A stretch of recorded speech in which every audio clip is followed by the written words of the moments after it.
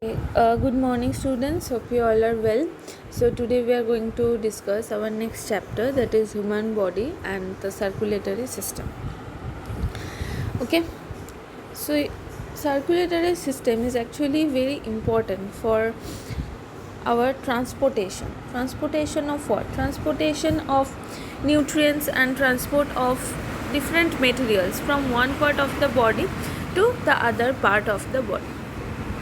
So this circulatory system is responsible for transferring different kind of materials, okay, like the nutrients, water, oxygen, carbon dioxide, okay, to the all cells of the body.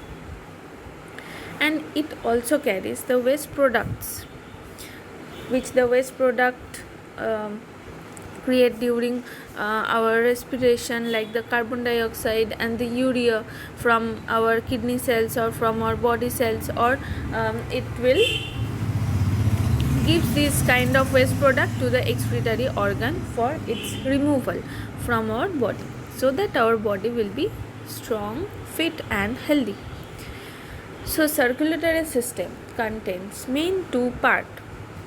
One is the cardiovascular system and other is the lymphatic system. As you can see from these two diagrams, the first one where it is showing the heart, that is the our human cardiovascular system, where veins, arteries and heart and all these are there. And the next one where this green nodes are there, or these green vessels are there, it is showing the lymphatic system, or it is showing the lymph vessels or the lymph nodes or the lymphoid organs. Okay, so these are main two part of our circulatory system. So start with this cardiovascular system. So the components of this cardiovascular system are, what are the components of this cardiovascular system? Main, the blood, okay, which is the circulating fluid. Then blood vessels, which are the tubes through which the blood will circulate to different parts of our body. And the most important part, that is the heart, and the organ that works as a pump to circulate the blood throughout our body. So what are the main three components of the cardiovascular system? Blood, then blood vessels and heart. Next is the lymphatic system. Okay, so like the cardiovascular system also, so lymphatic system also contain the lymph vessels, lymph nodes and the fluid like the blood, but not red in color. So the fluid, it is called the lymph. So what are the components of the lymphatic system? The lymph vessels and the lymph nodes. So this system forms a parallel circulatory system within the human body. Okay, so let's see what are the different parts of our cardiovascular system. So the first is our blood. Okay, so blood is a fluid connective tissue. Blood is known as a connective tissue, you know, so it is a fluid connective tissue. So it has main two parts. One is the plasma and another is the blood cells. Okay, so the plasma is the straw colored or the dark yellow in color. It is also a fluid part of the blood, so that part is known as plasma. And the blood cells, so you know that three types of blood cells are there: red blood cells, RBC, white blood cells, WBC, and the platelets. Okay, so these blood cells flow in the plasma along with the nutrients like and the hormone, proteins, minerals and waste. So the red blood cell, they contain a respiratory pigment or a special pigment that is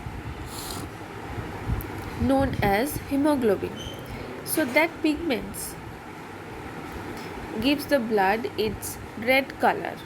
Why the blood red in color? Because in red blood cell there is a presence of a pigment, that is the hemoglobin. For that the color of the blood is red. And the hemoglobin also carry the oxygen from the lungs to different parts of our body. Okay, so what is the function of hemoglobin? It gives colors to our blood, and it also carries the oxygen from the lungs to all the parts or all the body cells. Next is our white blood cell or WBC. Obviously, these cells are responsible to defend our body against any infection or against any germs by destroying the germs like bacteria, virus, pathogen, protozoa, any kind of germs which are invading our body. And the next one, the last cells of the blood, that is the platelets. Okay, they helps in our blood clotting. If we have any kind of cut or any kind of injury in our body, after some time you can see the bleeding is stopped and there is the blood is clot at that region. So the function of platelet is to stop our bleeding after any injury by the process of blood clotting. Okay, so the blood is also responsible for the distributing heat throughout the body, and it also helps to maintain a constant body temperature. Okay, so blood, the main function of blood is to carry all the nutrients, oxygen, carbon dioxide and all this, but at the same time it also regulates our body temperature, and it also helps to maintain a constant body temperature.